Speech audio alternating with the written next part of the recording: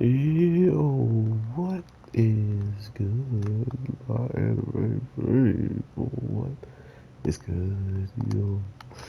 So, with things popping off this week's episode and just seeing where things are probably going to be headed at the end of the day, I honestly love the small details that we continue to get in this show. Um, Not only are we kind of just like being strung along with Drive, but it really does have some like dark, dark stuff in it that I just don't know where the heck they're gonna go at the end of the day. But I'm definitely going to be watching because a lot of these characters are already grabbed my attention quite a bit, and I'm pretty invested, right? Like I feel like I need to see what's gonna happen to Swigler after not only taking on the role of sister now, but really, really playing a part of this entire thing that we keep seeing when it comes down to the executioners being, uh, on their trail. We have random people that seemingly should be, getting chased down by the executioners and focused on, but they're not. Uh, all of this type of stuff is what I really do expect to kind of see get talked upon. But at the same time, I don't think they really care, right? Like, I don't think they actually care to specify or to even um, go into detail of why these other people don't get hunted down as hardcore as our people that we're watching get hunted down. I mean, granted, we do have people like Cutthroat on our team that it's just the man loves to kill. And now that he's actually found someone worth protecting and killing for, it's got a whole lot more dangerous, right?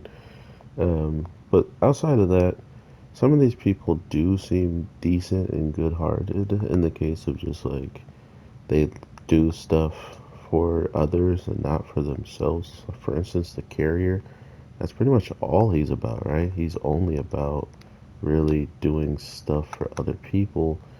And I feel like this anime alone has this vibe of a show called Junie Tyson I watched not long ago. And with that show, you're kind of just stuck wondering, uh, why are all these characters chosen? What is it about these characters that I will see like in the future? And if I do wind up even seeing these characters in the future, or like people that knew these characters to explain stuff about them, maybe that would be interesting. But this show felt the no need, like Junie Tyson gave those characters backstories and us time to understand, like what is happening with their stories and their back and just like a lot of stuff they already gone through to get to where they are. This story is just like, oh, you like Brawler? Yeah, glad you liked him. He's dead. like, like, wait, what? Bring Brawler back? No. So it's a whole different type of monster when it comes down to handling its characters for such a long period of time, and then kind of just deal dealing them dirty, just like, well, it was fun while it lasted. So, still RIP to Brawler, and I'm really, really starting to hate the Doctor even more.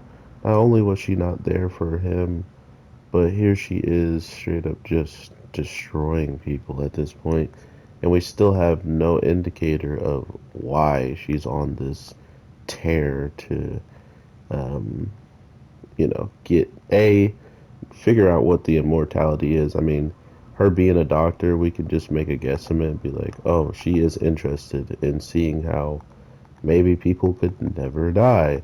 How can I save people and they never ever die? Huh. Maybe if I gave them something that had immortality, or if I could understand the blood of a human that is immortal, it would be that much more understandable for her to come up with their own types of serums and stuff. For a doctor, you can make a lot of guesstimates why they would be interested in something that's not human. You know, it's not something that all humans should have and be able to be capable of. So to just throw that at her character description is kind of the easy way out, which I don't like. I kind of want to know that she wants to be immortal, or she wants someone that's on their deathbed or something to be immortal, like her mother or father or brother or sister.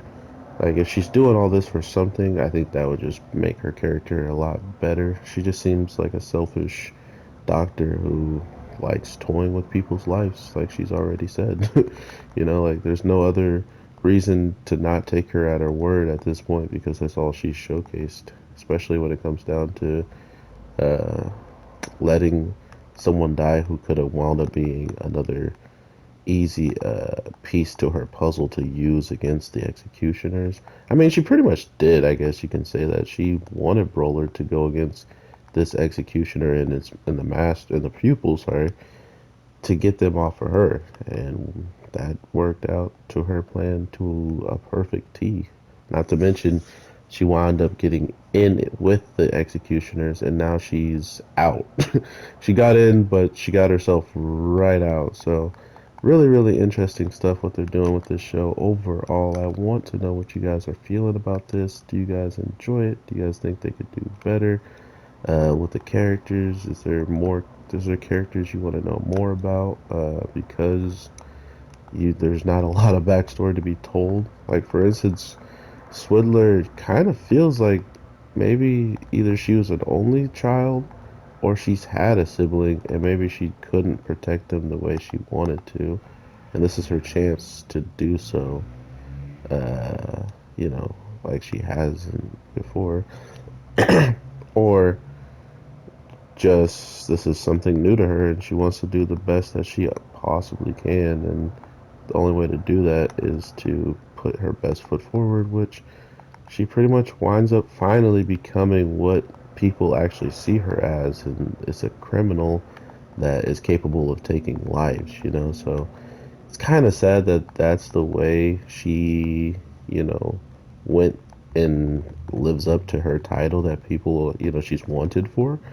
But to be fair, all of us are doing that, right? Like all of us with the heart and caring enough about a child, regardless of immortality or not, knowing that she's about to get sold off, and you know, gods know who, whatever else is gonna happen.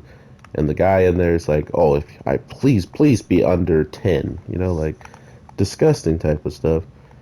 It's clear that she her killing these people wasn't a crime. She was killing people that deserved worse, you know?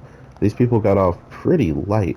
They should be in jail getting literally the same stuff done to them that they've done to these kids or try to do to these kids, right? I digress, but this is why I love this show. It gives so much of these tiny ways for these characters to show their potential and show their, you know, why they would do something and what they're going to do in the situations. And as of right now, I'm really liking Swindler a lot more than I already did. So, with all that being said, everybody, I hope you have an amazing day, night, evening, whatever the case may be. I am your boy, the Anime G, and I will definitely talk to you in the next one. Peace.